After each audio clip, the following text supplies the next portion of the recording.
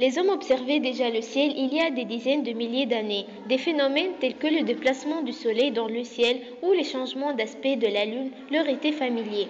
Peu à peu, ils commencèrent à utiliser ces phénomènes à leur avantage. Le mouvement du Soleil dans le ciel, depuis l'est à l'aube jusqu'à l'ouest au crépuscule, pouvait leur servir à mesurer le temps au cours de la journée. Le siècle des phases de la Lune leur permettait d'établir un calendrier très utile pour fixer la date des fêtes religieuses.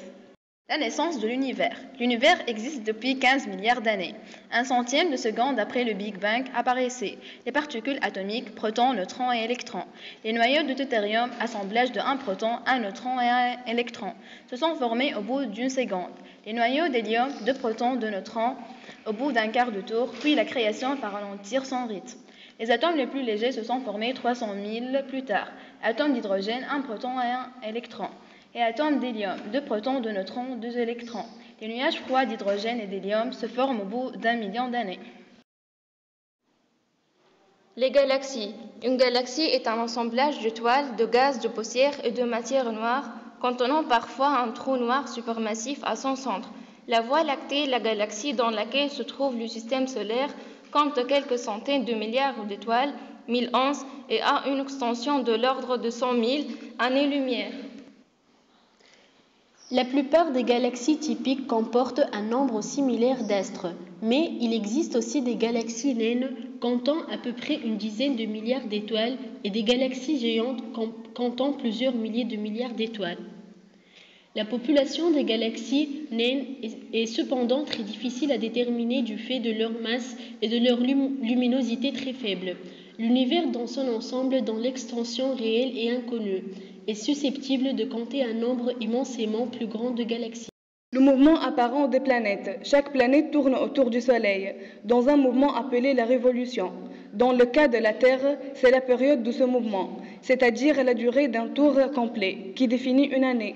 À la révolution autour du Soleil s'ajoute la rotation de chaque planète sur elle-même. La période de cette rotation sur Terre, 24 heures, définit la longueur d'un jour.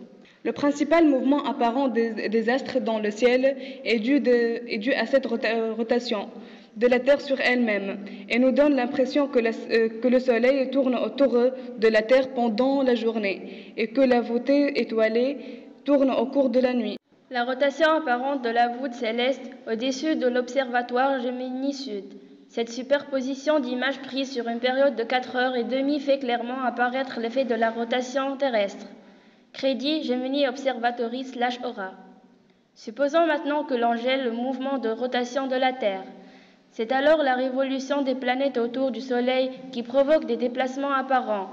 En effet, si les planètes se déplacent par rapport au Soleil, leur position dans notre ciel va légèrement changer au cours du temps.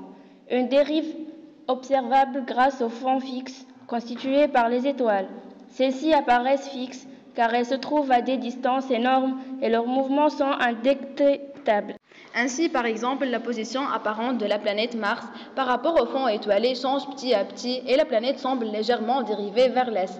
Le cas de Mercure et de Vénus est encore plus compliqué car les orbites de ces planètes sont à l'intérieur de celles de la Terre. Les deux astres ne peuvent donc pas se trouver dans n'importe quelle direction du ciel, mais restent confinés au voisinage du Soleil et semblent osciller lentement autour de lui. La situation générale est rendue plus complexe que le fait que la Terre tourne également autour du Soleil. Ceci donne naissance à un phénomène appelé le mouvement rétrograde des planètes.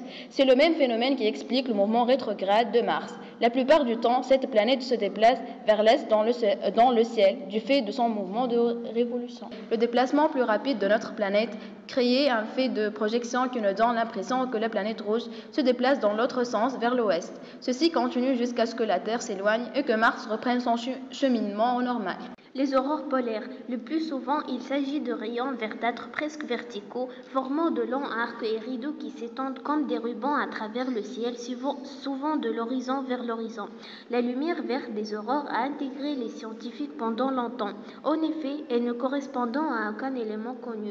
Il s'est avéré qu'elle était produite par des atomes d'oxygène, mais sous des conditions qui, dans notre atmosphère, n'existent que dans les hautes altitudes où l'air est raréfié. On voit parfois des aurores rouges qui survint à des hauteurs encore plus élevées. Elle a la particularité de se retrouver dans le prolongement de l'axe polaire de la Terre. Passant dans l'univers, l'axe polaire de la Terre sera au plus près de cette étoile vers l'an 2048. À cause du mouvement de précession, l'équinoxe, qui imprime un mouvement de rotation à l'axe de rotation de la Terre selon une période proche de 25 800 ans. Une nébuleuse du latin nebula, nuage, désigne en astronomie un objet céleste composé de gaz raréfiés, ionisés et ou de poussière interstellaire. Avant les années 1920, le terme désignait tous objets du ciel d'aspect diffus. Étudiés par des astrophysiciens spécialisés dans l'étude du milieu interstellaire, les nébuleuses jouent un rôle clé dans la formation des étoiles. Les nébuleuses peuvent former des systèmes d'étoiles en s'enfondrant gravitationnellement. On distingue de grandes familles de nébuleuses. Les nébuleuses diffuses qui émettent ou réfléchissent de la lumière. Les nébuleuses obscures qui bloquent la lumière. Ces dernières peuvent être subdivisées en 6 types. Scénario actuellement admis, confirmé par l'observation, les étoiles se forment en groupe à partir de la contraction gravitationnelle d'une nébuleuse, un nuage de gaz et de poussière qui se fragmente en plusieurs cœurs protostellaires, ceux qui se contractent en leur centre en formant une étoile, tandis que la matière en périphérie se retrouve sous forme d'une enveloppe et d'un disque d'accrétion. Ce dernier disparaît généralement avec le temps, mais peuvent s'y former entre-temps des planètes.